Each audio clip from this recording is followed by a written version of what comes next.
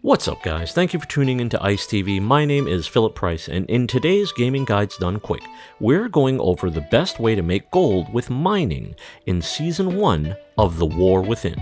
If you find this video or any of my videos helpful, please make sure to like and subscribe. Doing so really helps the channel to grow. Before we begin, I do want to cover a few disclaimers right up front. As of the filming of this video, it is currently Season 1 of the War Within expansion pack, and I'm able to make around 30 to 40,000 gold per hour. There are two main add-ons that you'll want to install to make mining easier, GatherMate 2 and GatherMate 2_data. When you get the hang of things, I would also recommend routes, but that's a bit more advanced and I don't recommend this for beginner miners. Now, the result of your gold gains will vary depending on a few factors: knowledge point investment, server economy, and the quality of your mining tools and accessories, and just a little bit of luck. This is not a get-rich-quick guide. It will take time, energy, and effort to make gold with mining, and honestly, depending on what your real-life income looks like versus how much free time you have, it may be worth it to just buy WoW tokens rather than spend your time mining to make your gold. With that being said, let's start with knowledge point investment. If your primary goal is to make gold with mining, then Plethora of Ore is the way to go.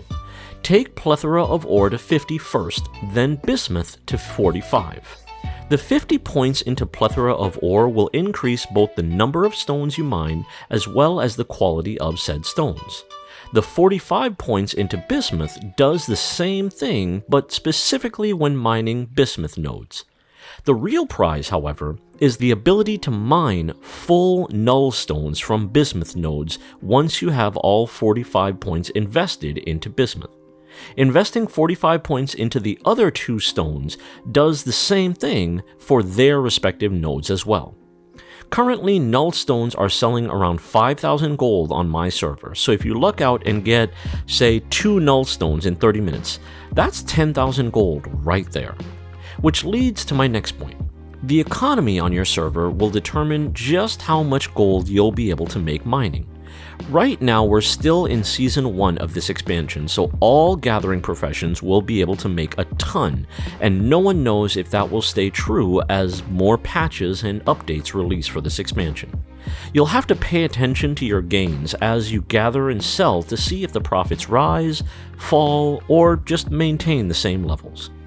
You also need to make sure you have high-quality mining tools and accessories. At the very least, you should have quality level 5 of a proficient pickaxe, a miner's bismuth hoard, and a bismuth miner's headgear. They're not terribly expensive on the auction house, at least on my server they're not. And if your secondary profession allows you to make the blue versions of these items, then you should invest into that as well. And lastly, pick up a few files of TrueSight. These bad boys last for 30 minutes a pop, but they allow you to see hidden nodes that you can mine. And we're not just talking about a few additional nodes. I'm talking anywhere between 20 to 30% more nodes. Even if you can't afford a Q3 file, at least pick up a Q1 or a Q2. Now that all of our prep is done, I highly recommend heading over to wow-professions.com and heading to the mining section. I've been using these guys for years and they've helped more than I can explain. The main thing you're looking for is under the TWW Mining Level Guide 1 to 100. Head down to the Mining Level Routes section and you'll see multiple routes that you can choose from for your mining needs. I'll leave a link to their website in the description below. For the sake of this guide, I'll be using Route 1 for the Isle of Dorn. And remember, your routes, your mining style, all of this is completely up to you. If you're not having fun while doing this, then what's the point really? It's a game. You should be enjoying yourself. If any of this sucks, then just drop the $20 it takes to get a WoW token. They're selling for nearly 200k right now, and it would take anywhere from 5 to 8 hours of mining to make 200k. Just do what makes you happy. No one's gonna judge you, I promise. But as you can see, I just used one file and farmed for 30 minutes. I kept getting distracted by the buried dirt, so that did eat into my time a little bit, but even with that, I was able to get 2 full nullstones, 2 imperfect nullstones, in bismuth, 54 Q1s, 27 Q2s, and 16 Q3s, Ironclaw ores, 26 Q1s, 16 Q2s, and 12 Q3s, and for Acherite, I got 16 Q1s, 6 Q2s, and 6 Q3s. And all of this sold for roughly around 18,000 gold.